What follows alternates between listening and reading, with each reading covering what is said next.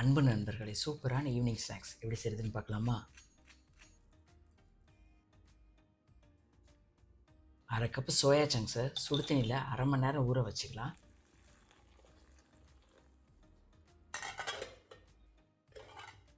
இப்போ soya chunks வெந்துருச்சு. நல்ல தண்ணியில் 2 தடவை வாஷ் பண்ணி நல்லா புழிஞ்சு எடுத்துக்கலாம்.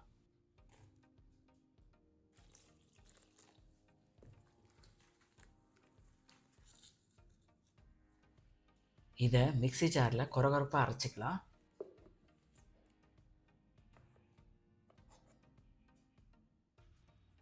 அடுத்து அரைச்ச சோயா சங்க்ஸ், ஒரு வேக வச்ச உருளைக்கிழங்கு, கொஞ்சம் துருவன கேரட், கொஞ்சம் கேப்சிகம், பாதி பச்சை மிளகாய், 1/4 டீஸ்பூன் இஞ்சி பூண்டு விழுது, கொஞ்சம் புதினா, பொடியாக நறுக்கின பாதி வெங்காயம், கொஞ்சம் கொத்தமல்லி, அரை டீஸ்பூன் மிளகாய்த்தூள், 1/4 டீஸ்பூன் கரம் மசாலா, கொஞ்சம் மஞ்சள் தூள், தேவையான அளவு உப்பு, கொஞ்சம் துருவின சீஸை சேர்த்து நல்லா மிக்ஸ் பண்ணிக்கலாம்.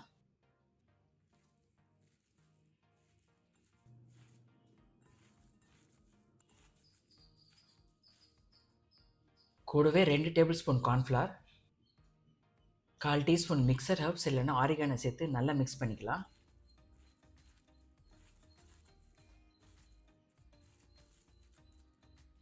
தேவையான சீஸ் க்யூப்ஸை ஏற்கனவே கட் பண்ணி வச்சுருக்கேன். பால் ஷேப்பில் மோல்ட் பண்ணி சென்டரில் ஸ்டஃப் பண்ணிக்கலாம்.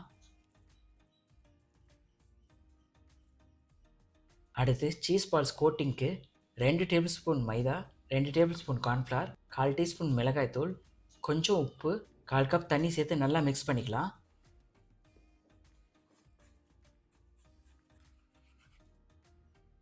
அடுத்தது சீஸ் பால்ஸை கார்ன்ஃப்ளவர் மிக்ஸில் டிப் பண்ணி பிரெட் க்ரம்ஸில் கோட் பண்ணிக்கலாம்.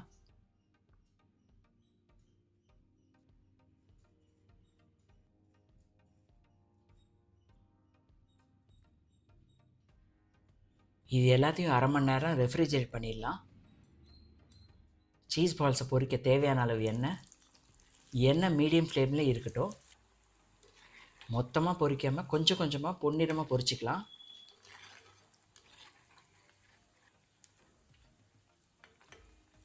இப்போ சோயா சீஸ் பால்ஸ் ரெடி ஆகிடுச்சு. வீடியோ பார்த்ததுக்கு நன்றி, வணக்கம்.